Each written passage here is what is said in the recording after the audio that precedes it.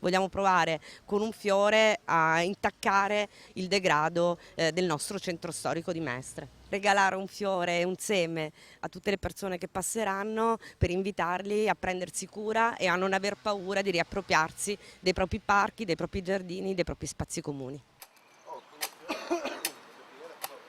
Un gesto simbolico che Alessandra Poggiani, candidata al Consiglio regionale con la lista Moretti presidente, ha voluto infare insieme alla sua squadra per dire si può fare. Via Piave può cambiare e rinascere partendo da piccoli fiori piantati con cura in un angolo dei giardinetti, luogo di degrado, bivacco e spaccio. Cerchiamo di restituire alla città anche queste zone degradate, sapendo che la prima cosa da fare è quella di ritornare a un senso di comunità che si prenda cura degli spazi comuni della città. Un compito che spetta in primis alle istituzioni, ma che richiede impegno anche da parte dei cittadini. C'è bisogno che l'amministrazione comunale e anche l'amministrazione regionale si occupino di più del recupero di queste aree, ma anche noi cittadini possiamo fare tanto, appunto cercando di prenderci cura dei luoghi a cui vogliamo bene e che vogliamo abitare.